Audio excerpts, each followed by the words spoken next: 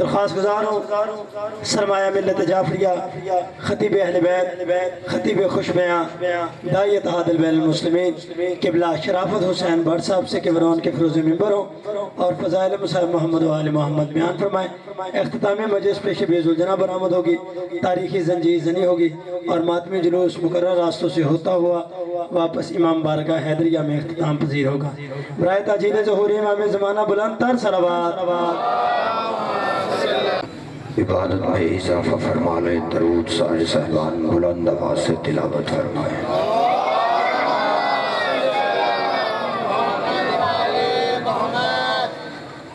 درود پڑھنے سے زندگی طویل ہوتی ہے، رزق میں اضافہ ہوتا ہے، معصومین راضی ہوتے ہیں۔ مل کے بلند آواز سے صلوات۔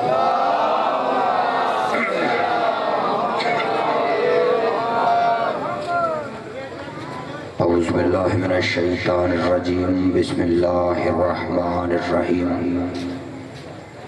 الحمد لأہلہ والصلاة علی اہلہ، اما بعد فقد قال اللہ تبارک و تعالی فی کتابہ المجید و خطابہ الحمید وہو اصدق الصادقین۔ بسم اللہ الرحمن الرحیم۔ یا ایہا الذین آمنوا اتقوا اللہ وابتغوا الیہ الوسیلہ۔ عبادت میں اضافہ فرما لیں، صلوات سارے صاحبان بلند آواز سے تلاوت۔ دعا ہے محمد و آل محمد کا عظیم ترین اللہ، آل محمد کا کریم ترین اللہ آپ سب کو اس بہترین عبادت کا بہترین اجر عطا فرمائے۔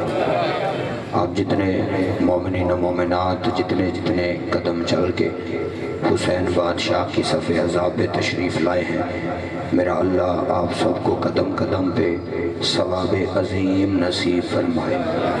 اللہ بانیان کے رزق عزت اور وقت میں اضافہ فرمائے۔ دعا فرمائے میرا اللہ میرے نہایت واجب الاحترام بھائی جناب ملک تابع صاحب اور ان کے برادران کی یہ صف عذاب بچھائی قبول و منظور فرمائے۔ آپ تھوڑے نہیں بہت زیادہ ہیں، ایک بہت بڑی دعا کرنے لگا ہوں، ہر مومن اپنے لیے آمین کہے۔ پروردگار ہم میں سے کسی بھی علی ولی اللہ پڑھنے والے مومن یا مومنہ کو اس وقت تک موت نہ آئے جب تک ہم کربلا کی زیارت نہ کر لیں۔ لاکھوں دعاؤں کی ایک دعا سارے آمین کہنا۔ پروردگار زمانہ فسق و فجور سے بھر چکا ہے، ظلم و جبر کی انتہا ہو گئی ہے، مالک جتنی جلدی ہو سکے ہمارے حقیقی وارث زمانے کے امام سرکار ولی العصر علیہ السلام کے ظہور میں تعجیل فرما دے۔ اس مولا کا ظہور جتنی جلدی جو مومن چاہتا ہے وہ اتنی بلند آواز سے صلوات بھیج دے میرے مولا کے ساتھ۔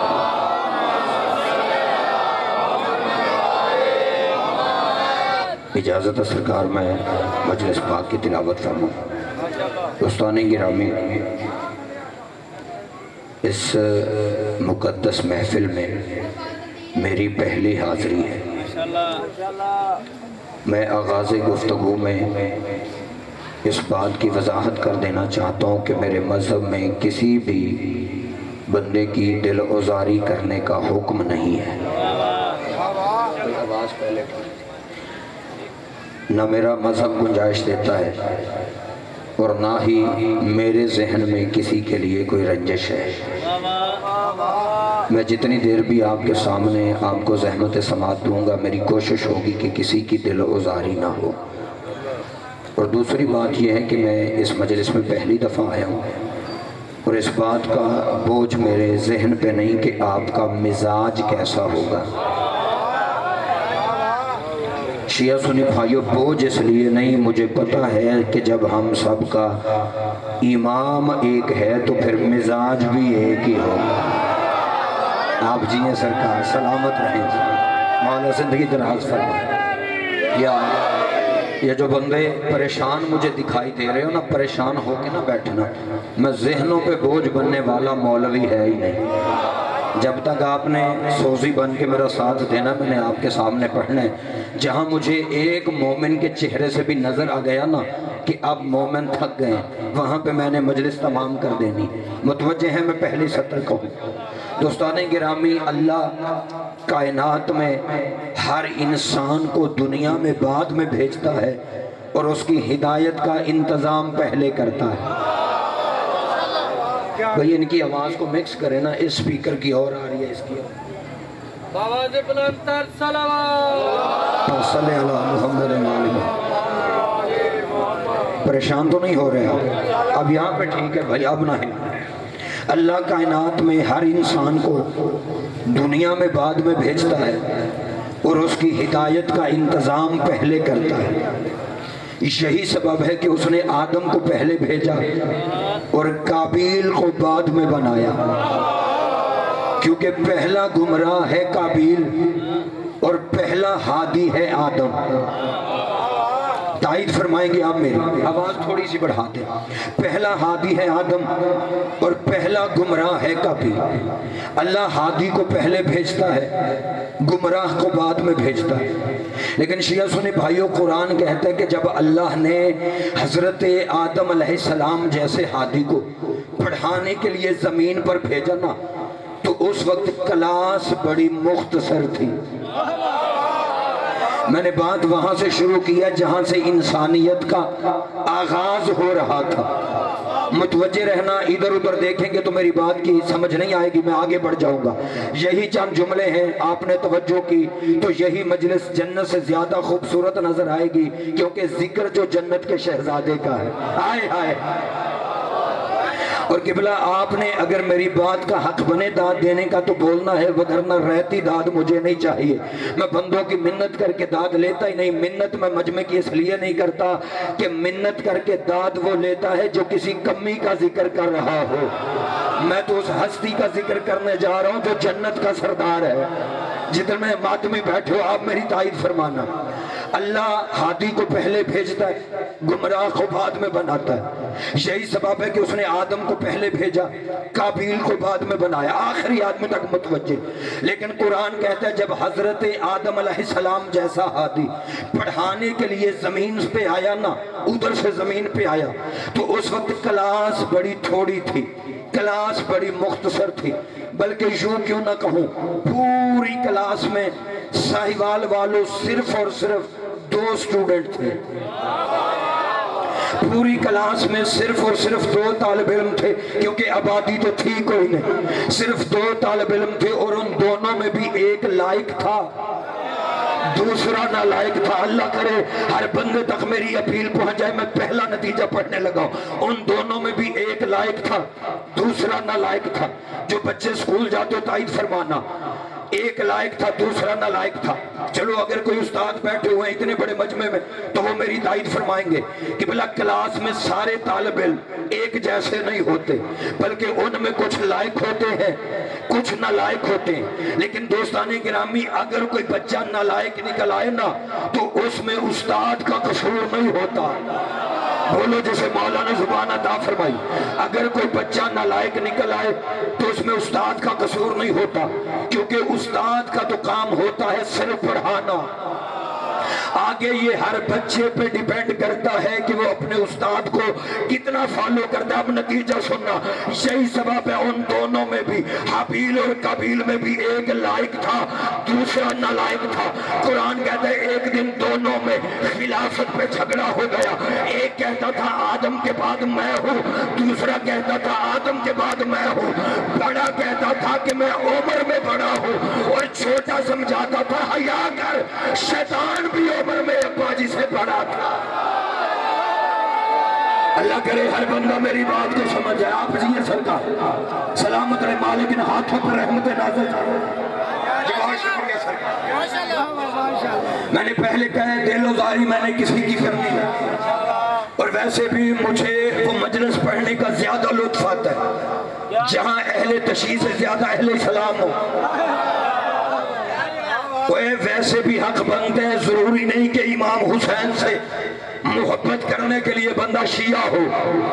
سائیوال والوں مجھے گجرانوالہ جاتے وقت تک دکھ رہے گا. کوئی بندہ سمجھ کے نہ بولا حسین اس یونیورسل ہیرو کا نام ہے جسے ماننے کے لیے بندہ مذہبوں کا محتاج ہی نہیں. حسین کو ماننے کے لیے بندہ مسلکوں کا محتاج ہی نہیں. کیونکہ کربلا میں تیرے نبی کے بیٹے حسین نے قربانی اتنی بڑی دی ہے کہ نبی کا بیٹا مذہبوں کا محتاج ہی نہیں رہ گیا, مسلکوں کا محتاج ہی نہیں رہ گیا. اور حسین صرف شیعوں کا نہیں, حسین ہم سب کا ہے. حسین صرف شیعوں کا تو تب ہوتا اگر کربلا میں حسین نے شیعت بچائی ہوتی. مسلمانوں یاد رکھنا, کربلا میں حسین نے شیعت نہیں بچائی, شریعت بچائی ہے. اس لیے آخری عدم تک متوجہ رہنا. اس لیے حسین کو ماننے کے لیے بندہ فرقوں کا محتاج ہی نہیں, مذہبوں کا محتاج ہی نہیں, مسلکوں کا محتاج ہی نہیں. چلو اگر میرا مجمع میری تائید کرے تو میں لفظ بدل کے کہہ دیتا ہوں, حسین کو ماننے کے لیے نہ شیعہ ہونا ضروری ہے. جب شیعہ ہونا ضروری نہیں تو حسین کو ماننے کے لیے اہل سنت ہونا بھی ضروری نہیں. جب اہل سنت ہونا ضروری نہیں تو حسین بادشاہ کو ماننے کے لیے اہل حدیث ہونا بھی ضروری نہیں. مجھے اس پاک منبر کی قسم, میں باوضو کھڑا ہو کے کہہ رہا ہوں, وہ حسین کو ماننے کے لیے تو مسلمان ہونا بھی ضروری نہیں, صرف انسان ہونا ضروری ہے. بولنا اسی نے جس کا ایمان میرے ساتھ ملتا ہو. اچھا میں دیکھ رہا ہوں میرے بھائی نے فرنٹ پہ بیٹھ کے نعرہ حیدری لگایا اور بندوں نے یا علی ایسے کہا جیسے مریض ڈاکٹر کو حقیقت بتا رہا.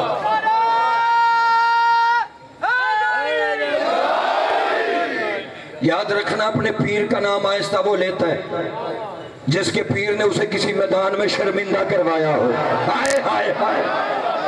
حیدر کرار کے ماننے والوں کو آہستہ بولنے کی ضرورت ہی نہیں. اور خدا کی قسم یہ جو آپ نعرے لگاتے ہیں نا, کئی بندے ان نعروں سے بھی چڑھتے ہیں.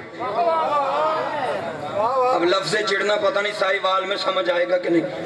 ویسے جتنا بڑا مجمع ہے مجھے تو ایسے لگ رہا ہے میں اکیلا ہی پینڈو بول رہا ہوں. بندے ان نعروں سے بھی چڑھتے ہیں. مجھے یہاں کا تو پتہ نہیں, گجرانوالہ میں مجھے یاد ہے 2 سال پہلے میں محرم پڑھ رہا تھا. حیدری روڈ گجرانوالہ کی ایک بڑی مرکزی جگہ ہے. 6 یا 7 محرم کی بات تھی. مجھے ایک بندہ ملا, اس نے کہا مولوی صاحب آپ اپنی مجلسوں پہ دھیان نہیں دیتے, چپ رہو گے تو غلط فہمی بڑھ جائے گی. اس نے کہا آپ نے دھیان نہیں دیا مجلسوں میں. میں نے کہا کیوں, کیا ہوا ہے؟ خدا کی قسم جب مخالف سوال کرتا ہے نا تو ہم شیعہ حضرات جو اسے جواب دیتے ہیں وہ ہمارے لفظ نہیں ہوتے بلکہ وہ ہمیں مالکوں کی طرف سے عطا ہوتی ہے. میرا ایمان ہے یہ عطا ہوتی اس لیے کہ تیرے چھٹے مولا کا فرمان ہے. امام نے ایک بندے سے کہا تھا اگر تمہیں ہمارے مخالف کے سامنے کسی بات کا جواب دینا پڑ جائے تو پھر پریشان نہ ہوا کرو. تمہیں اس بات کا جواب آتا ہو یا نہ, پریشان نہ ہوا کرو. میرے فکرے نہیں, سچی ماں کے سچے بیٹے کے فکرے. امام نے فرمایا اگر تمہیں جواب نہ بھی آتا ہو, اگر تمہاری محبت ہمارے دل میں ہو, اگر تمہاری محبت ہمارے دل میں اور ہماری محبت تمہارے دل میں ہو تو پھر تم ہمیں یاد کر کے بولنا شروع کر دیا کرو. امام فرماتے زبان تمہاری ہوگی, الفاظ ہم آل محمد بھیج دیتے ہیں. اس لیے سامعین گرامی ہمارے وارث اپنے چاہنے والوں کو تنہا نہیں چھوڑتے. اس بندے نے کہا آپ مجلسوں پہ دھیان دیتے؟ میں نے کہا بالکل دیتے. کیا ہوا؟ اس نے کہا جی آپ کی مجلسوں میں نعرہ تکبیر لگتا ہے, مومن بالکل آہستہ سے کہتے ہیں اللہ اکبر. نعرہ رسالت لگتا ہے, مومن جواب آہستہ سے دیتے ہیں یا رسول اللہ. اس نے کہا ادھر تمہاری مجلسوں میں نعرہ حیدری لگتا ہے, تمہارے بوڑھے بھی جوان ہو جاتے ہیں. میں نے کہا چل باقی بحث بعد میں کر لیں گے, اتنا تو مانتے ہو نا کہ ان کا نام لینے سے جوانی پلٹ آتی ہے. آئے ہائے ہائے. نہیں جس بندے کو شاہ کو گھر جاتے سورہ یوسف کی تلاوت کرے پھر پوچھے علماء سے کہ زلیخا کو جوانی کن کے صدقے میں ملی تھی. باقی میں نے کہا رہ گئی بات ناروں کی میرا بھائی. تو میں نے کہا میں تیرے سوال کو سمجھ گیا ہوں. تو اپنی طرف سے کہنا یہ چاہتا ہے کہ شاید معاذ اللہ شیعوں کا عقیدہ توحید کمزور ہے, شاید شیعوں کا عقیدہ رسالت کمزور ہے, یہ سارا زور عقیدہ ولایت پہ دیتے ہیں. میں نے کہا میں تیرے سوال کو سمجھ گیا ہوں, میں تیری غلط فہمی دور کر رہا ہوں. میں نے کہا پہلی بات تو یہ ہے کہ میری قوم کے کسی شیعہ کا نہ عقیدہ توحید کمزور ہے نہ عقیدہ رسالت کمزور ہے. میں نے کہا ہم سب سے بڑی سپر برابر اللہ کو سمجھتے ہیں، اللہ کے بعد ہم بڑی ہستی سرکار محمد مصطفیٰ کو سمجھتے ہیں، اور جناب مصطفیٰ کے بعد ہم علی کی ولایت کا اقرار کرتے ہیں۔ میں نے کہا رہ گئی بات نعروں کی، مجھے تائید چاہیے ایک ایک بندے کی اگلی صدر پہ۔ میں نے کہا جہاں تک نعروں کی بات ہے تو میں شرافت بٹ ممبر پہ کھڑا ہو کے تسلیم کر رہا ہوں کہ ہماری مدرسوں میں نعرہ تکبیر لگتا ہے، ہم اللہ اکبر آہستہ کہتے ہیں، کہنا بھی آہستہ چاہیے۔ ہماری مدرسوں میں نعرہ رسالت لگتا ہے، ہم یا رسول اللہ اونچا کہتے ہیں، ہم یا رسول اللہ آہستہ کہتے ہیں، کہنا بھی آہستہ چاہیے۔ ہماری مدرسوں میں نعرہ حیدری لگتا ہے، ہم یا علی اونچا کہتے ہیں، کہنا بھی اونچا چاہیے۔ اس بندے نے کہا اس کی وجہ کیا ہے؟ آپ اللہ کا نام آہستہ لیتے ہیں، رسول کا نام آہستہ لیتے ہیں، یا علی اونچا کیوں کہتے ہیں؟ اس کی وجہ کیا ہے؟ میں نے کہا میری جان اس کی ایک ہی وجہ ہے کہ اس دور میں اگر ہمارا مقابلہ ہوتا اللہ کے منکروں سے تو ہم اللہ اکبر اونچا کہتے، اگر ہمارا مقابلہ ہوتا رسول کے منکروں سے تو ہم یا رسول اللہ اونچا کہتے۔ میں نے کہا ہم کیا کریں، اس دور میں ہمارا مقابلہ ہی علی کی ولایت کے منکروں سے۔ آپ جیئے سرکار سلامت رہے، مل کے سارے عبادت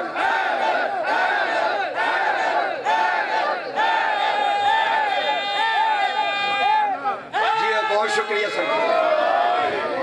حسین کو ماننے کے لیے بندہ مذہبوں کا محتاج ہی نہیں،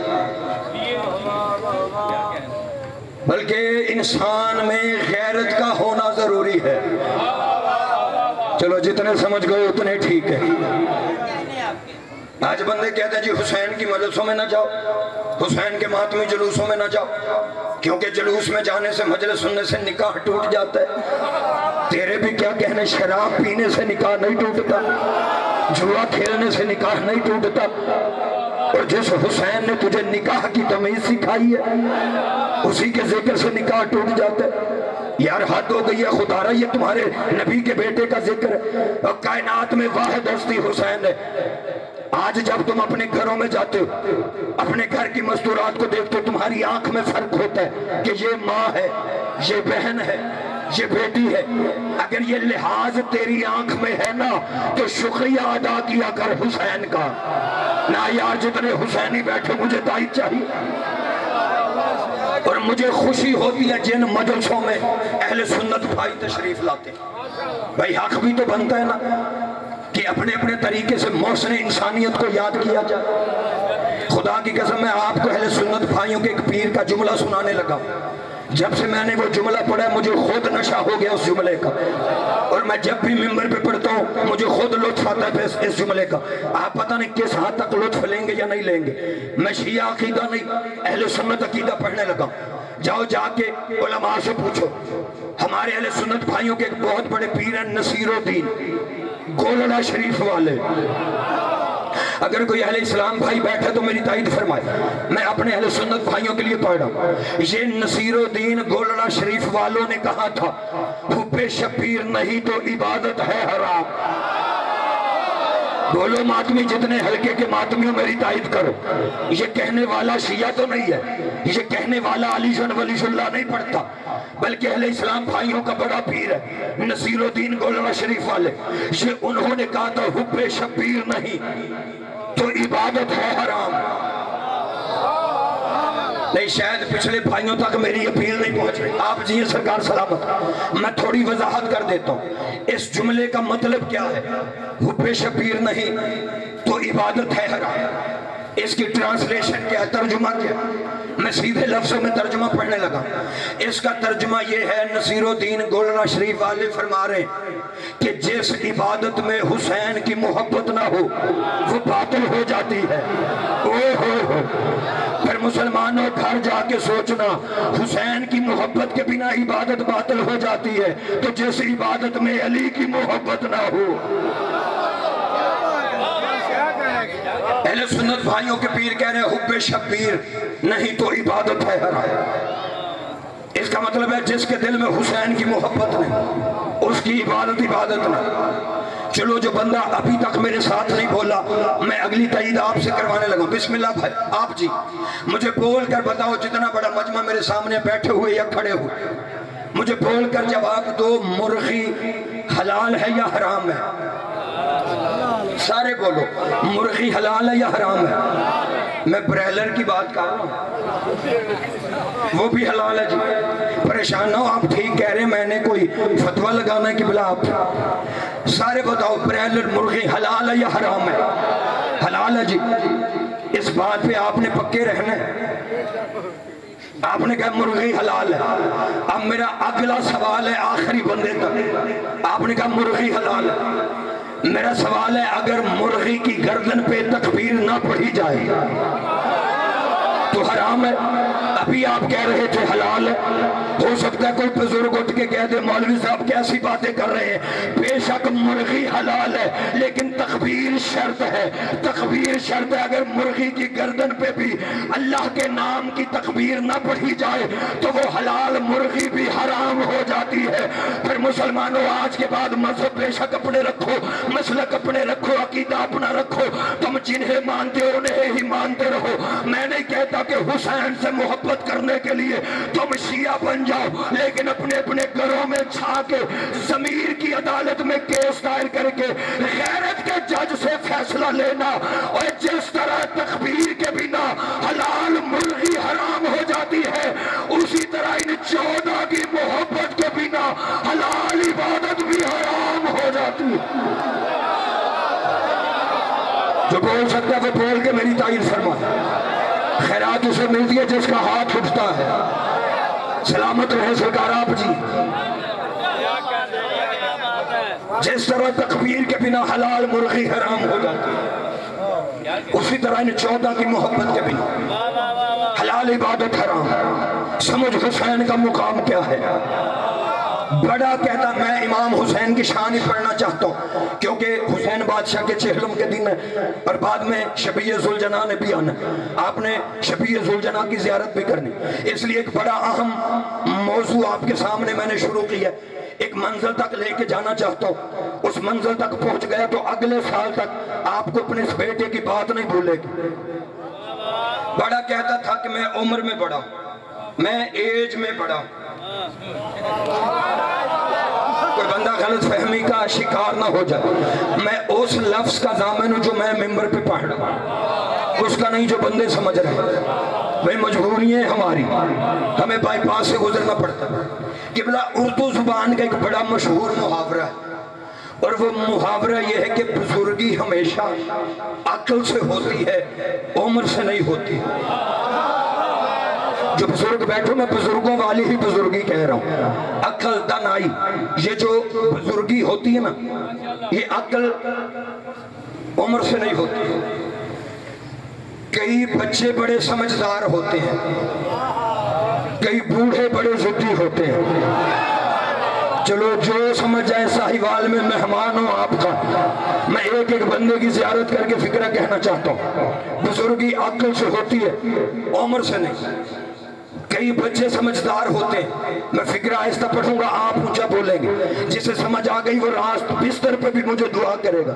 کئی بچے سمجھدار ہوتے ہیں, کئی بوڑھے ضدی ہوتے ہیں, کئی بچے بہادر ہوتے ہیں, کئی بوڑھے بوزدل ہوتے ہیں. مجھے اس پاک ممبر کی قسم, جہاں میں نے کئی بچوں کو سانپ چیر کے ہنستے دیکھا ہے, وہاں کئی بوڑھوں کو سانپ دیکھ کے روتا ہوا بھی دیکھا. اس کا مطلب ہے یہ بات کنفرم ہو گئی کہ بزرگی ہمیشہ عقل سے ہوتی. اور شیعہ سنی بھائیو, یہی وہ بات تھی جو قابیل کی سمجھ میں بھی نہیں آ رہی تھی. بولو اگر یہ بات قابیل کی سمجھ میں آ جاتی تو پھر وہ اپنے چھوٹے بھائی حابیل سے بحث کیوں کرتا. لیکن قرآن لے آؤ ممبر پہ, میں دکھانے کی پوزیشن میں. قرآن کہتا ان دونوں بھائیوں میں اتنی بحث ہوئی کہ دونوں میں جھگڑا ہو گیا, اور ماتمیوں جھگڑا بھی اتنا شدید ہوا کہ ایک طالب علم نے دوسرے کو قتل کر دیا۔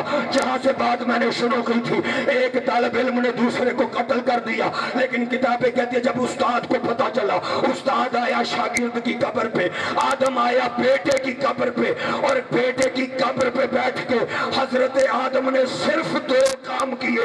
ایک تو قاتل پہ لعنت بھیجی۔ ہمدن متوجہ یا رہنا جو گھر سے مجلس سننے آیا، حضرت آدم نے اکارڈنگ ٹو دا ہسٹری، میرا ایک لفظ ذمہ داری پہ ہے، میں جو لفظ ممبر پہ کہوں گا اپنی زندگی کے آخری سانس تک ضامن ہوں۔ بیٹے کی قبر پہ بیٹھ کے حضرت آدم نے تیسرا کام ہی کوئی نہیں کیا، صرف 2 کام کیے۔ ایک قاتل پہ لعنت بھیجی، دوسرا مقتول کا ماتم کیا۔ قاتل پہ لعنت بھیجی، مقتول کا ماتم کیا، یعنی دوسرے لفظوں میں حضرت آدم اپنے عمل سے زمانے کو سمجھا رہے تھے، وہ زمانے والے یاد رکھنا، آج کے بعد میری اولاد وہ ہوگی جو قاتلوں پہ لعنت کرے گی، مقتولوں کی حمایت کرے گی۔ سلامت رہیں سرکار، سلامت رہیں۔ بڑی جلدی کر رہا ہوں، بات زیادہ طویل نہ ہو جائے۔ جس نتیجے تک لے کے جانا چاہتا ہوں اس طرح پڑھنا چاہتا ہوں۔ قبلہ قرآن کی تفسیریں کہتی ہیں کائنات کا پہلا ہادی جناب آدم زمانے کو یہ سبق دے کے واپس چلا گیا۔ اس ہادی کا واپس جانا تھا یا ایک دوسرا ہادی آ گیا؟ قرآن کہتا ہے وہ ہادی وہ تھا جو 950 سال تبلیغ کرتا رہا۔ نام یقیناً ان کا آپ کے ذہن میں آ گیا ہوگا۔ کس ہادی نے؟ جی آپ جی سلامت رہے۔ دوسرا ہادی جو اللہ نے بھیجا ان کا نام تھا حضرت نوح علیہ السلام۔ سوری میں نے یہ جملہ غلط پڑھ دیا، کہتے نوح ہیں لیکن نام نوح نہیں تھا۔ جو بندہ میرے ساتھ سفر کر رہا ہے وہ تائید کرے گا۔ حضرت نوح علیہ السلام کا اصلی نام ہے عبد الغفار۔ اب چلے میں تو شیعوں میری بات پہ شاید کوئی یقین نہ کرے، مرضی کے عالم کے سر پہ قرآن رکھ کے پوچھ تو صحیح نوح کہتے کسے ہیں؟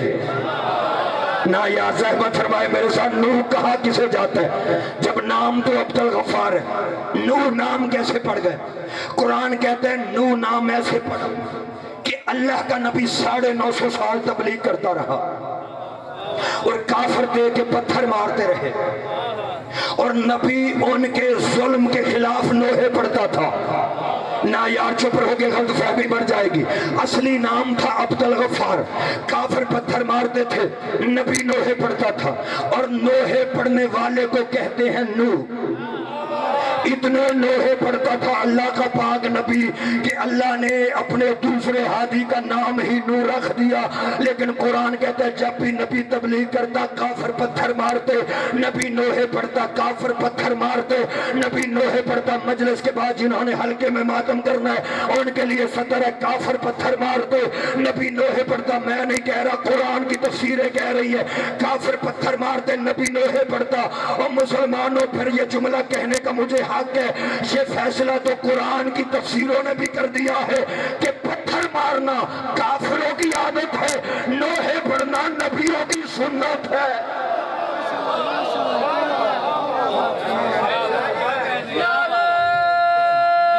تھک تو نہیں گئے سرکار؟ نہیں، اگر تھک گئے تو میں یہی سے مصائب شروع کر دیتا۔ دوسرا ہادی حضرت نوح۔ اب اگلی بات مشکل ہے لیکن میں نے کرنی ضرور ہے۔ کتاب کا نام نوٹ کرو، کیمرے کی موجودگی میں کہہ رہا ہوں۔ یہ کیمرے اتنے ظالم ہیں کہ بندے کو بات کر کے مکرنے کی گنجائش نہیں دیتے۔ ادھر بندہ بات کرتا خدا کی قسم، ادھر فوراً ریکارڈ ہو جاتی۔ میں نے پاکستان کے ہر ممبر پہ کہا ہے پروردگار کتنا اچھا ہوتا اگر یہ کیمرے غدیر پہ بن گئے ہوتے۔ ہائے ہائے ہائے، آج علی کی ولایت کے منکروں کو بادشاہ کی ولایت منوانا آسان ہو جاتی۔ پھر ہم ویڈیو دکھا کے پوچھتے اب بتاؤ بازو کس کا ہے، پکڑا کس نے ہے۔ اس لیے کیمرے کی موجودگی میں کہہ رہا ہوں، کتاب کا نام نوٹ کرو۔ کوئی نہیں کر سکتا گاڑی میں بیٹھتے وقت مجھ سے قرآن کے حاشیے پہ لکھوا لے، میں قرآن کے حاشیے پر لکھ کر دینے کو تیار۔ کتاب کا نام ہے ثمرات الحیات، لاہور مارکیٹ میں اردو ترجمہ اس کتاب کا آ چکا ہے. کیا نام ہے؟ ثمرات الحیات. یہ میں اگلے لفظ اس کتاب سے پڑھنے لگا ہوں. وہ کتاب والا لکھتے ہیں کافر پتھر مارتے تھے، نبی نوح پڑھتا تھا، اور وہ اتنے پتھر مارتے کہ اللہ کا نبی نوح پتھروں کے ڈھیر کے نیچے دب جاتا. اور جب شیعہ سنی بھائیوں اتنا بڑا پتھر کا ڈھیر لگ جاتا نا تو کافر یہ سوچ کے واپس چلے جاتے تھے کہ شاید یہ نبی مر گیا ہے. آپ چپ رہ گیا. کافروں کی پرانی عادت ہے نبی مٹی کے نیچے چلا جائے یہ سمجھتے ہیں مر گیا ہے. لیکن ثمرات الحیات، چلو جتنے سمجھ رہے اتنے ٹھیک. ثمرات الحیات والا کہتا ہے جب کافر جیسے ہی اللہ کے نبی نوح کو پتھروں کے ڈھیر کے نیچے دبا ہوا چھوڑ کے واپس جاتے، اللہ آسمان سے فرشتے نازل کرتا.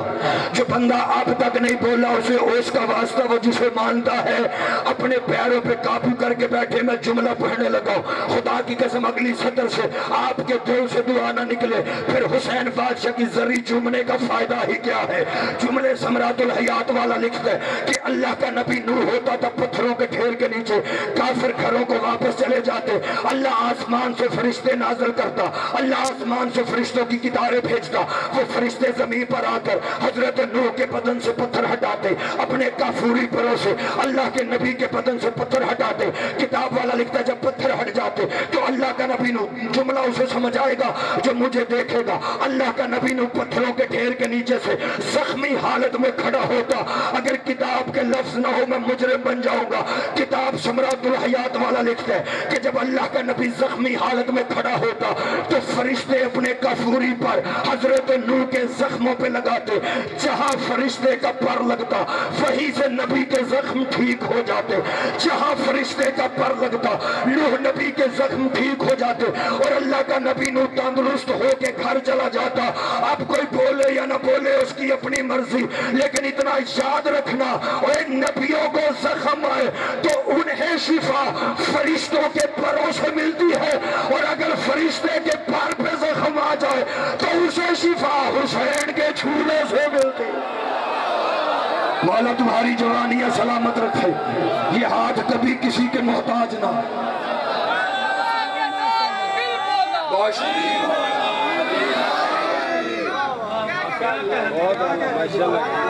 نبی کو زخم آئے تو اسے شفا فرشتے کے پروں سے ملتی، اور اگر فرشتے کے پار پہ زخم آ جائے تو اسے حسین سے نہیں.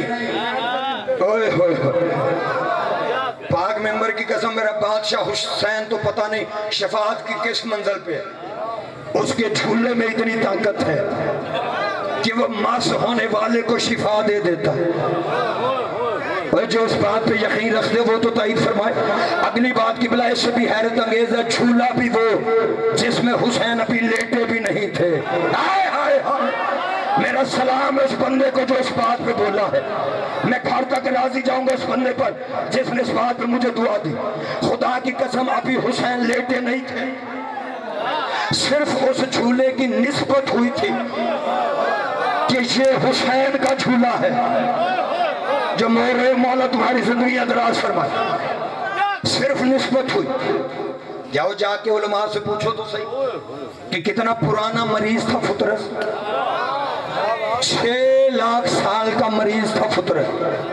میں بڑی جلدی آپ کو نتیجے تک لے کے جانا چاہتا. 6 لاکھ سال کا مریض. اس کا جرم کیا تھا؟ جرم تھا پرواز کرتے ہوئے تکبر کر بیٹھا، فرشتوں کے درمیان اڑ رہا تھا. اچھا اڑتا پہلے بھی تھا، جب شفا ملی حسین کے جھولے سے پھر اڑا، پھر وہی تکبر برا جملہ کہا، مم مثلی، میرے جیسا کون ہے؟ جبریل نے رو کے کہا فطرس روز روز تو دنیا میں حسین نہیں آتا. ہائے ہائے ہائے، روز روز حسین نہیں آتا. ابھی تجھے شفا ملی ہے، ابھی تو پھر وہی غرور کرنے لگ گیا. فطرس کا جملہ اگر میرا پاس چلتا میں کلمہ نور سے رخسار حور پہ لکھ دیتا.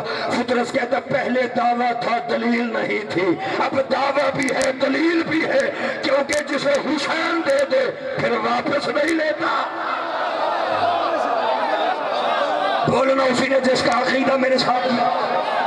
سلامت رہے سرکار۔ 6 لاکھ سال کا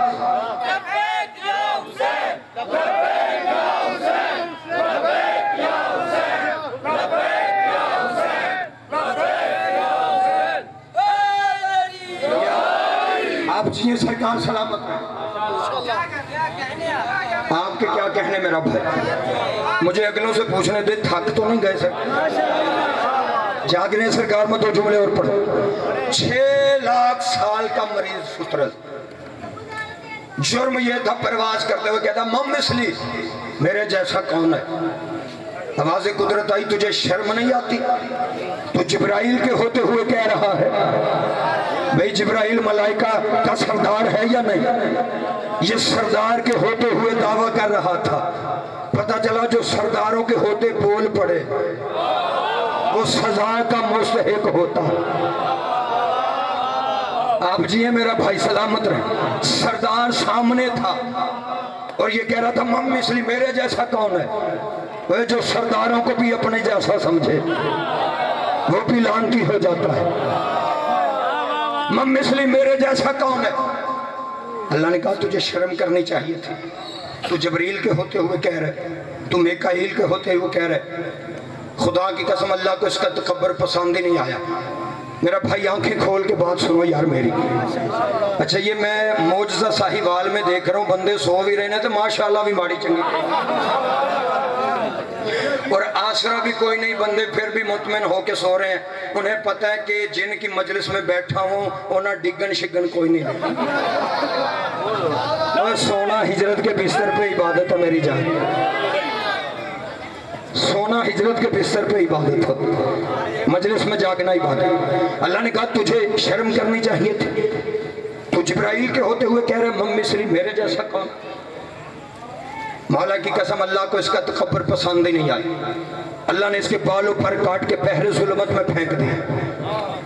بحر ظلمت سمجھ دو کسے کہتے ہیں؟ بحر ظلمت کہتے ہیں کالے پانی کو۔ اللہ نے اسے کالے پانی کی سزا دے دی، جہاں یہ کئی ہزار سال اپنے کٹے ہوئے پروں سے پڑا رہا۔ کتابیں کہتی ہیں جب حضرت آدم علیہ السلام کو سجدہ ہوا، میں چھوڑ کے پڑھ رہا ہوں اور کوشش کر رہا ہوں نتیجے تک لے جاؤں اپنے وقت میں، کیونکہ وقت زیادہ نہیں رہ گئے۔ جب حضرت آدم علیہ السلام کو سجدہ ہوا اس وقت اس فطرس کے پار کٹے ہوئے تھے۔ یہ سجدہ کرنے والوں میں شامل ہے، لیکن یہ نجات مانگنے آدم کے پاس نہیں آیا۔ اب میں روکوں گا نہیں، میں پڑھتا جاؤں گا، میرے پاس وقت بھی نہیں، سفر بھی میرا طویل ہے، میں نتیجہ پڑھنے لگا ہوں آپ کے سامنے۔ یہ سجدہ کرنے والوں میں شامل ہے، لیکن یہ توبہ قبول کروانے آدم کے پاس نہیں آئے، حالانکہ آدم توبہ قبول کروانے کا ہنر جان چکے تھے۔ آدم جان چکے تھے اللہ کن کے صدقے میں توبہ قبول کرتا ہے۔ بولو یار، جتنے بندے ہسٹری پڑھتے وہ تو تائید فرمائیں۔ حضرت آدم کو آئیڈیا ہو چکا تھا کہ اللہ کن ناموں کے صدقے میں توبہ قبول کرتا ہے۔ خدا کی قسم اس نے آدم کو سجدہ کیا، لیکن یہ توبہ قبول کروانے کے لیے فطرس آدم کے پاس نہیں آیا۔ اللہ کا نبی نو، دیکھنا میری طرف، کھڑے ہو یا بیٹھے، میں آخری جملوں کے قریب آیا ہوں۔ میں آخری جملے آپ کے سامنے پڑھنا چاہتا ہوں، 2 یا 3 جملے میں نے اور پڑھنے۔ یہ آدم کے پاس توبہ قبول کروانے نہیں آیا۔ اللہ کا نبی نو نجات کی کشتی لے کے پھرتا رہا، اس کی نجات کی کشتی میں جگہ تھی، لیکن فطرس اپنی نجات مانگنے کے لیے نوح کے پاس نہیں آیا۔ اللہ کا نبی ابراہیم آگ کو گلزار کر سکتا تھا، ابراہیم آگ کو ٹھنڈا کرنے کا ہنر جانتے تھے، لیکن فطرس اپنے جلے ہوئے پاٹ ٹھیک کروانے ابراہیم کے پاس نہیں آیا۔ اللہ کا نبی موسیٰ کوہ طور پہ جا کے ڈائریکٹ اللہ سے باتیں کرتا تھا، اس کی براہ راست اللہ سے ملاقاتیں ہوتی تھی، لیکن فطرس اپنی سفارش کروانے موسیٰ کے پاس نہیں آیا۔ اللہ کا نبی عیسیٰ مردے زندہ کر سکتا تھا، لیکن فطرس اپنا مردہ نصیب زندہ کروانے کے لیے عیسیٰ کے پاس نہیں آیا۔ پتہ کیوں نہیں آیا؟ وہ حکیم چھوٹے تھے، یہ مریض بڑا تھا۔ وہ حکیم چھوٹے تھے، یہ مریض بڑا تھا. وہ حکیم چھوٹے پھر 3 شعبان کو وہ حکیم آیا جس کے مقابلے پر یہ مریض چھوٹا تھا، وہ حکیم بڑا تھا. ساہیوال والوں میں نے ایک باریک جملہ پڑھنا ہے، اللہ کرے ہر کسی کو سمجھ آ جائے. پھر وہ 3 شعبان کو حکیم آیا جس کے مقابلے پہ یہ مریض چھوٹا تھا. کتابیں کہتے ہیں جب 3 شعبان کو فطرس معافی مانگنے کے لیے حسین کے دروازے پہ پہنچا تو حسین کے نانے نے کہا اسے میرے حسین کے جھولے سے مس کرو. میں ہاتھ جوڑ کے کہوں گا یا رسول اللہ آپ تو حسین کے نانا ہیں، سرکار آپ رحمت للعالمین ہیں، آپ کے دروازے سے کبھی کوئی خالی نہیں جاتا. لیکن مولا اگر آپ نے فرشتے کو شفا دینی ہی ہے تو مولا آپ تو حسین کے بھی نانا ہیں، نبیوں کے سردار. سرکار آپ فرشتے کو اپنے ساتھ مس کر کے شفا دے دیں. میں امتی ہوں، گناہگار، سرکار کا ہاتھ جوڑ کے اپیل کر رہا ہوں یا رسول اللہ اگر آپ نے شفا دینی تو اپنے ساتھ مس کر کے دیں. دیکھنا میری طرف یار، باریک سطر. سرکار کیا آپ کے ساتھ مس ہونے پہ فرشتے کو شفا نہیں ملنی تھی؟ بولو یا ساہیوال والو تائید فرما. عجب نہیں کہ پیغمبر فرمائیں گے میں بے شک اسے اپنے ساتھ مس کر کے شفا دے دیتا، لیکن آج اگر میں نے اسے اپنے ساتھ مس کر کے شفا دے دی نا تو پھر کل کو ہر وہ مجرم بخشا جائے گا جو میرے ساتھ مس ہو گیا.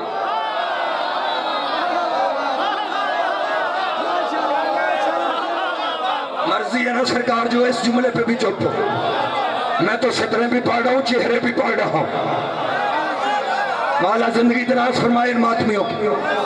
جناب علی اکبر کا صدقہ تمہاری جوانیاں سلامت رہے.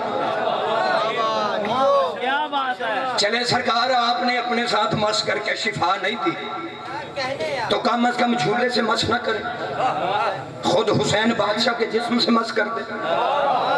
سرکار شفا ہی دینی ہے نا تو جھولے سے مس نہ کرے، خود اپنے بیٹے حسین سے مس کر دے. عجب نہیں کہ پیغمبر آواز دے کے کہیں گے اور تجھے نہیں پتا آج اگر میں نے اسے حسین سے مس کر کے بھی شفا دے دی تو کل کو کوئی 14ویں صدی کا مولوی کہہ دے گا کہ جی جب تک حسین تھے تب تک مس ہونے والوں کو شفا ملتی تھی، لیکن جب سے حسین نہیں رہے تب سے کسی کو شفا نہیں ملتی. پیغمبر نے فرمایا میں نے اسے اپنے بیٹے کے جھولے سے مس اس لیے کی ہے تاکہ زمانے کو پتا چلے ہر وہ چیز شفا دے سکتی ہے جس کی نسبت میرے حسین سے ہو جاتی ہے. یہ ہاتھ ہمیشہ اسی طرح بلند رہے جو اس ذکر میں بلند ہے. بہت شکریہ سر.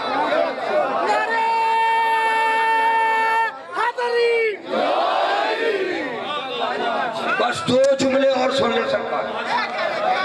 میں اتنا لمبا پڑھنا نہیں چاہتا تھا جتنا میں نے مختصر کر دیا. 2 جملوں کی اجازت ہو. ہر وہ چیز شفا دے سکتی ہے. اگر یعقوب علیہ السلام کی آنکھوں کو یوسف نبی کا کرتا شفا دے سکتا ہے، ہائے ہائے ہائے،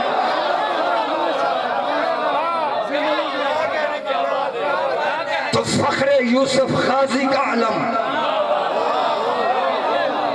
زندگی علی کی امانت ہے، کھاتے علی کا ہیں تو گائیں گے بھی علی کا. فخر یوسف کے کپڑے جن کے کپڑے جنت سے آتے تھے. یوسف بڑے نبی ہیں لیکن جنت سے لباس نہیں آیا. اب پتہ چلا ہم غازی کا علم چوم کے آنکھوں سے کیوں لگاتے ہیں، ہم حسین کا زلجنہ کیوں چومتے ہیں. اچھا ایک بندہ مجھے کیا لگا جی چلے باقی باتیں تو شیعوں کی ہمیں تھوڑی بہت سمجھ آتی ہیں، یہ جو زلجنہ کی سفید رنگ کی چادر پہ آپ نقلی خون لگا کے اسے اصلی سمجھ کے چومتے ہیں، یہ کہاں لکھا ہوا ہے؟ بھئی ابھی مولا کی شبیہ آئے گی، اس پہ پھول بھی ہوں گے، یہ پھول نہیں ہوتے، ہماری نظر میں مولا کے زخم ہوتے ہیں. اور وہ جو رنگ لگا ہوتا ہے وہ ہم رنگ نہیں سمجھتے، شیعہ قوم اس میں خون سمجھتی ہے، لیکن بندے اس پہ بھی اعتراض کرتے. مجھے ایک بندہ کہنے لگا خدا کے لیے شیعہ تم کچھ تھوڑا سا تو ترس کیا کرو، نئی نسل کو بے وقوف بناتے. میں نے کہا کیسے؟ اس نے کہا آپ بازار سے سرخ رنگ لیتے، اس کا نقلی خون بنا کے اسے زلجنہ کی چادر پہ لگاتے، پھر پھر اسے اصلی سمجھ کے چومتے؟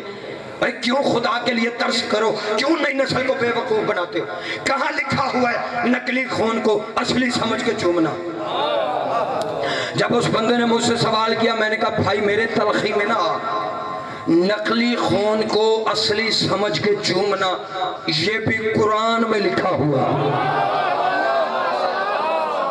کوئی واحد شیعہ قوم ہے جس کے مذہب کی ہر چیز قرآن سے ثابت ہے۔ میں نے کہا قرآن میں لکھا ہوا۔ جب میں نے کہا نا نقلی خون کو اصلی سمجھ کے چومنا قرآن میں لکھا ہے، اس نے بڑے تلفظ کے ساتھ مخرج ادا کر کے کہا استغفر اللہ استغفر اللہ۔ میں تو ایسا مخرج ادا بھی نہیں کر سکتا۔ اس نے کہا توبہ توبہ، کہاں لکھا ہے قرآن میں نقلی خون کو اصلی سمجھ کے چومنا؟ میں نے کہا تیرا قصور کوئی نہیں، تو قرآن پڑھتا جو آنکھیں بند کر کے ہے۔ بولو یار شاہیوال والو، بے نیازی نہ کرنا، میرے جملے ضائع نہ کرنا۔ میں اتنی گرمی میں کلیجے کا خون لگا کے پڑھ رہا ہوں۔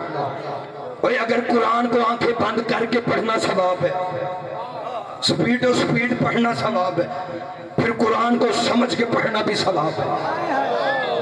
ویسے بھی اب جیسے جیسے روشنی پھیلتی جا رہی ہے، پہلے والی بات نہیں رہ گئی۔ ایک زمانہ تھا جب میری قوم پہ اعتراض ہوتا تھا، شیعوں کے قرآن کے 40 پارے تھے، 10 بکری کھا گئی۔ میں نے ہر ممبر پہ کہا ہے جناب کی بکری تھی، اعتراض بھی جناب کی۔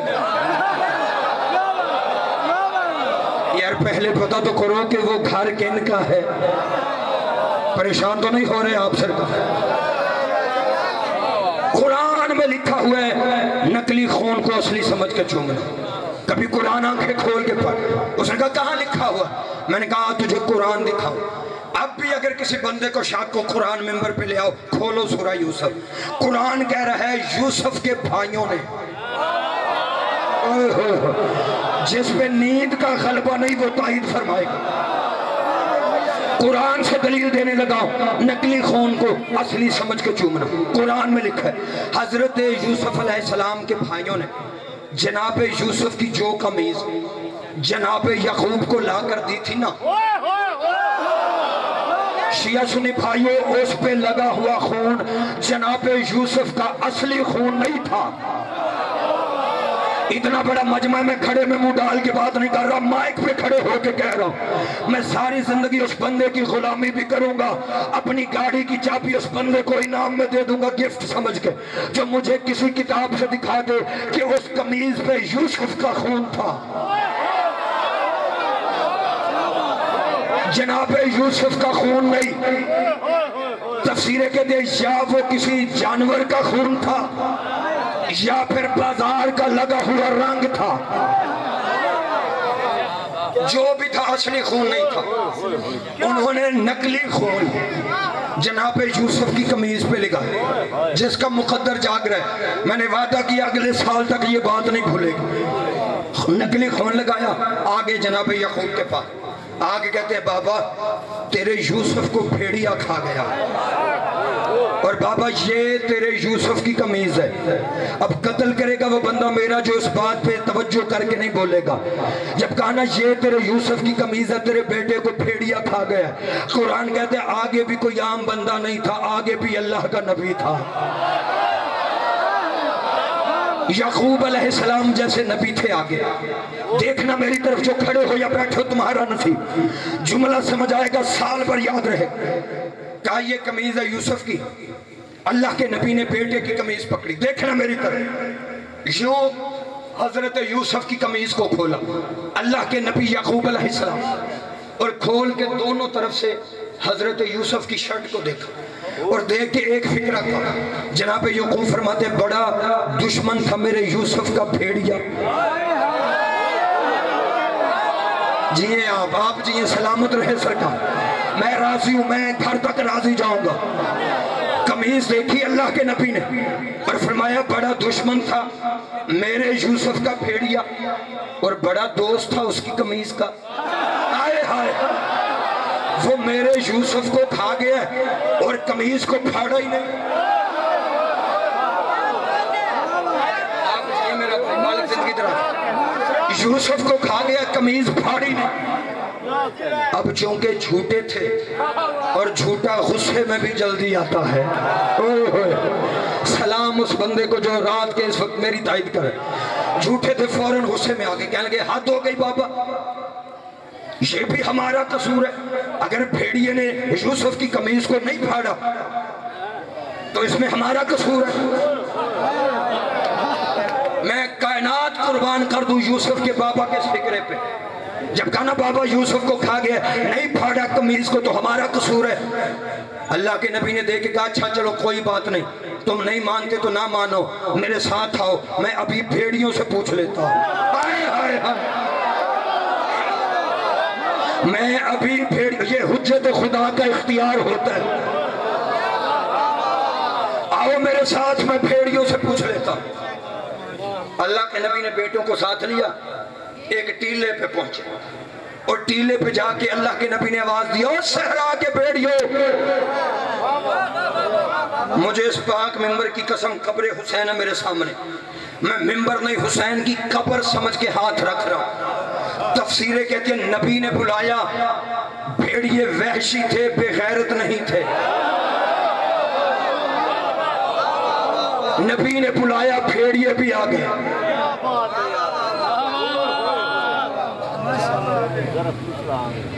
نبی نے بلایا، بھیڑیے آ گئے۔ حضرت یعقوب نبی نے کہا میں نے سنا ہے، یہ نہیں کہا کہ مجھے پتہ ہے، حجت خدا جھوٹ نہیں بول سکتی، نبی جانتے تھے میرا یوسف زندہ ہے۔ یار مجھے بول کر بتاؤ، آج بندے کہتے ہائے حسین نہ کہو، ان سے میری گزارش ہے مہمان ہونے کے ناطے، ہم حسین یا حسین کہنا چھوڑ دیں گے، پہلے تو قرآن سے ہائے یوسف نکال۔ بولو ماتمیوں جنہوں نے حلقے میں ماتم کرنا ہے، تم تو میری تائید فرما، ہم ہائے حسین کہنا، میں شیعہ قوم کا نمائندہ خطیب ہونے کے ناطے کہہ رہا ہوں، ہم یا حسین نہیں کہیں گے، پہلے قرآن سے ہائے یوسف نکال۔ قرآن کہتا ہے، یہ حضرت یعقوب نبی کہتے تھے، یا آصف علی یوسف، ہائے میرا یوسف، ہائے میرا یوسف۔ اب مجھے بول کر بتاؤ، جب اللہ کا نبی یعقوب ہائے یوسف کہہ کے روتا تھا، اس وقت جناب یوسف زندہ تھے یا مردہ تھے؟ بولو یار، زندہ تھے کہ مردہ تھے؟ زندہ تھے نا، تو پھر مجھے جملہ کہنے دو، اگر زندہ بیٹے کا ماتم کر کے، زندہ بیٹے کے غم میں رو کے یعقوب نبی رہ سکتا ہے، تو پھر محمد کے بیٹے حسین کا ماتم کر کے علی کے شیعوں کو بھی کوئی فرق نہیں پڑتا۔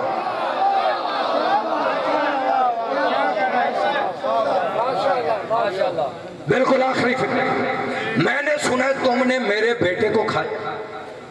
اب بھیڑیے تھے، انہوں نے یہ نہیں کہا کہ اللہ کے پاک نبی تیرے پاس کوئی گواہ ہے تو پیش کر، نہیں، جو تھک گیا اس کا اپنا نصیب ہے۔ اب شاید تمہیں سمجھ نہ آئی، بستر پہ پتہ چلے گا میں پڑھ کیا گیا۔ نبی نے کہا میں نے سنا ہے کہ تم نے میرے یوسف کو کھایا۔ درندے ہو کے انہوں نے یہ نہیں کہا تیرے پاس کوئی گواہ ہے تو لا، وہ درندے ہو کے جانتے تھے یہ اللہ کا معصوم نبی ہے، اور جب کوئی معصوم دعویٰ کرے نا پھر اس سے گواہ نہیں مانگے جاتے۔ انہوں نے کہا اللہ کے پاک نبی آخری صدر، اللہ کے پاک نبی، اللہ نے اپنی حجتوں کا خون ہم پہ حرام کر رکھا ہے۔ سرکار ہم درندے ضرور ہیں لیکن ہم نبی اور اس کی اولاد کو کچھ نہیں کہتے، کیونکہ اللہ نے حجت خدا کا خون اور گوشت ہم پہ حرام کرا رکھا ہے، حرام کر دیا۔ چلو جو چپ مجھے بول کر بتاؤ، آدم تک خاتم تک یہ جتنی حجتیں آئی ہیں، کبھی کسی نے، کسی درندے نے کسی حجت کو نقصان پہنچایا؟ چلو اتنا نہ صحیح، کوئی ایک حجت بتا دو جسے سانپ بھی لڑا ہو۔ پتہ چلا یہ چیزیں ادھر والی مخلوق کو چھیڑتی نہیں ہے، ادھر والی کو چھوڑتی نہیں۔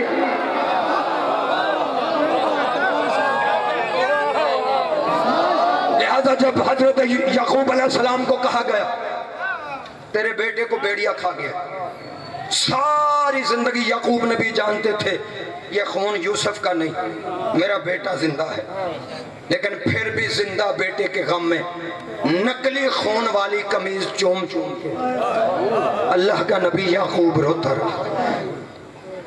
اتنا رویا 40 سال، آنکھوں کی بینائی چلی گئی۔ یہی سبب ہے جب مدینے میں سید سجاد خون روتے تھے نا،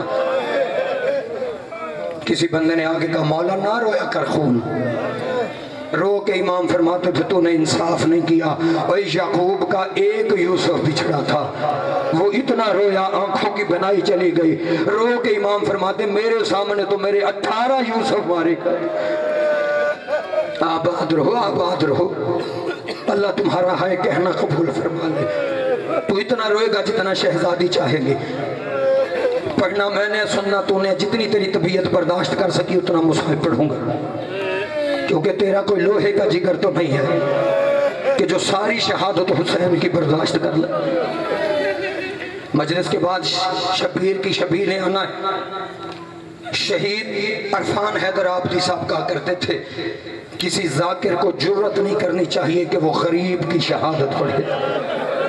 ہائے کرنا جو گھر سے رونے آئے ہو، میری اتنی اوقات نہیں میں زبردستی تمہیں رلا سکوں۔ یہ حسین کے دکھ کا اثر ہے، جب بھی سنو ایسے لگتا ہے جیسے غریب کل زین سے اترا۔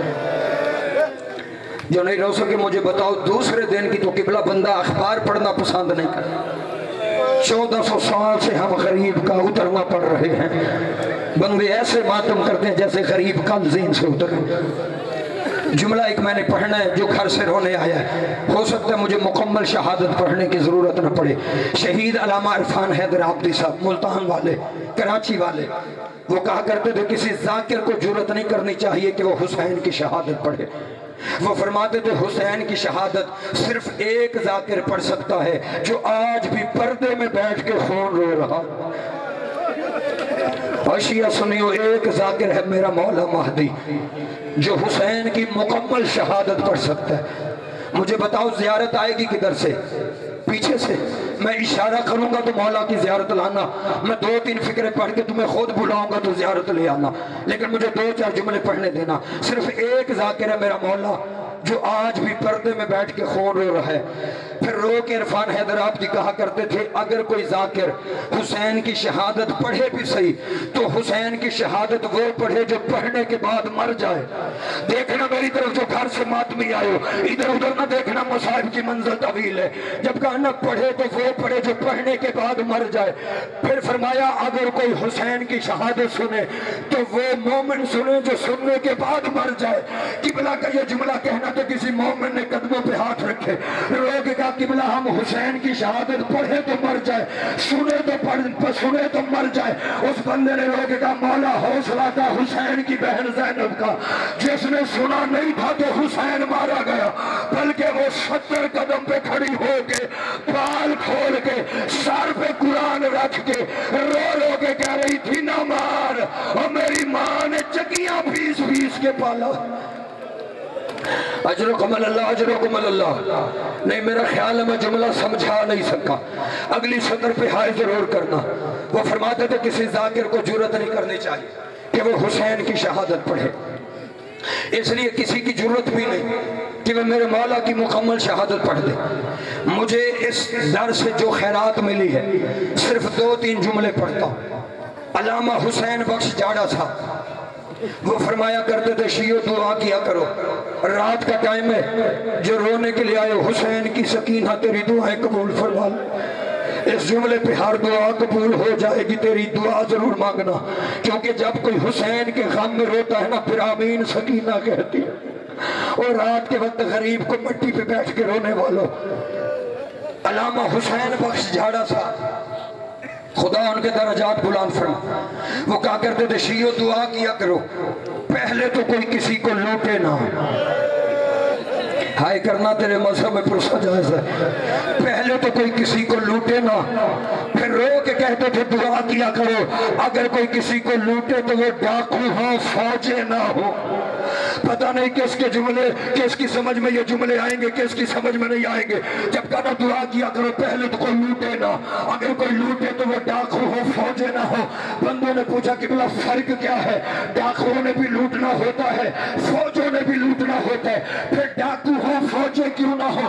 رو پڑے حسین بخش جاڑا مولا صاحب رو کے فرمایا اس لیے ڈاکوؤں کو ڈر ہوتا ہے کوئی آ نہ جائے، ڈاکو ڈر لوٹتے ہیں ڈر ڈر کے، رو کے کہتے تھے فوجوں کو ڈر کوئی نہیں ہوتا، فوجیں جسے لوٹتی ہیں بے خوف ہو کے لوٹتی ہیں۔ پھر رکھ میرے سر پہ قرآن، میں غلط پڑھوں بی شفاعت نہ کرے، کتابیں کہتی ہیں حسین اس مظلوم کا نام ہے جسے ڈاکوؤں نے نہیں فوجوں نے لوٹا ہے۔ اجرکم اللہ روتے بھی آنا، اپنی دعائیں بھی ذہن میں رکھنا۔ حسین کو ڈاکوؤں نے نہیں فوجوں نے لوٹا ہے۔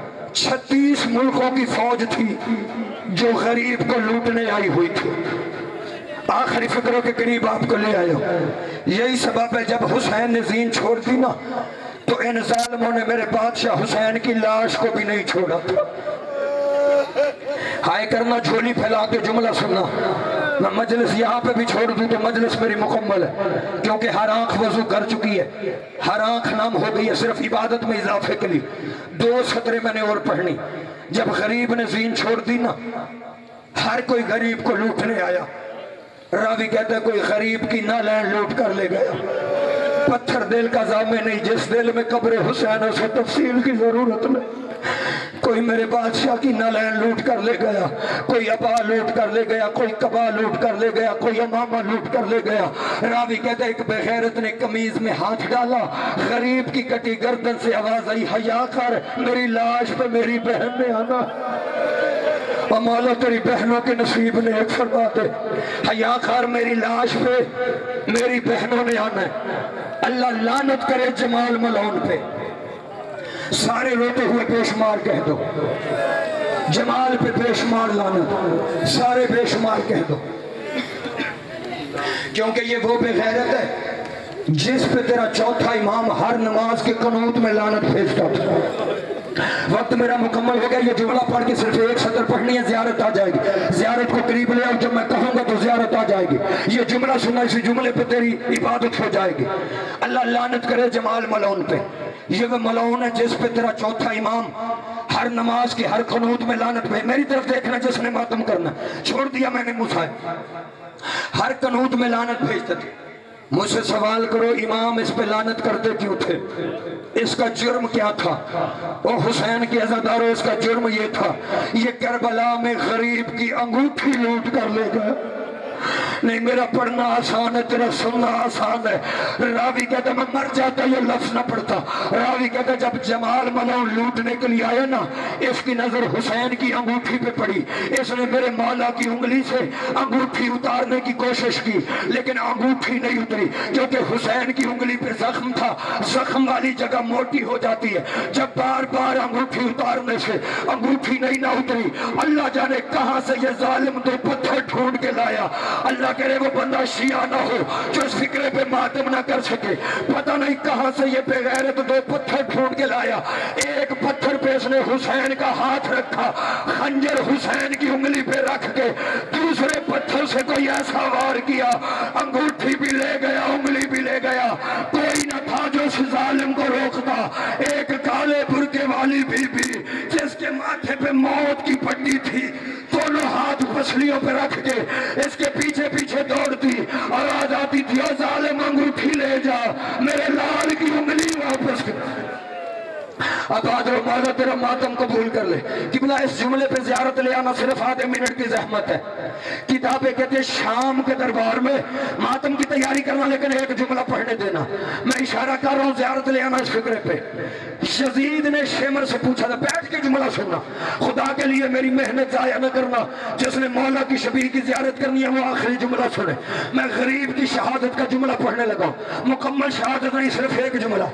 یزید نے شمر سے پوچھا تھا شام کے دربار میں، اور شمر اللہ تجھ پہ لعنت کرے، اگر تو نے غریب کو ذبح ہی کرنا تھا بیٹی کے سامنے تو تو اپنا خنجر تیز کر لیتا، تو اس جملے پہ اتنا روئے گا جتنا حسین بادشاہ کے ماں چاہے گی.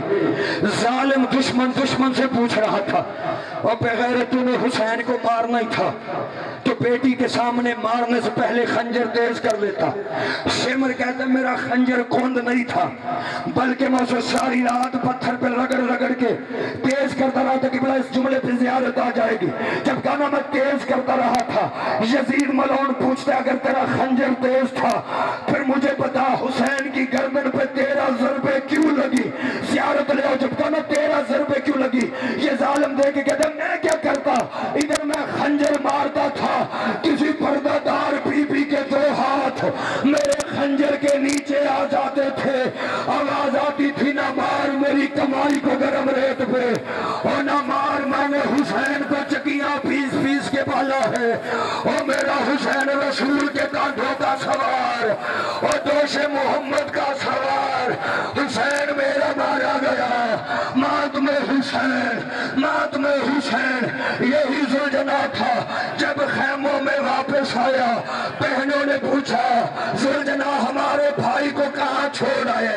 آواز آئی بی بی تیرا حسین مارا گیا. مات میں حسین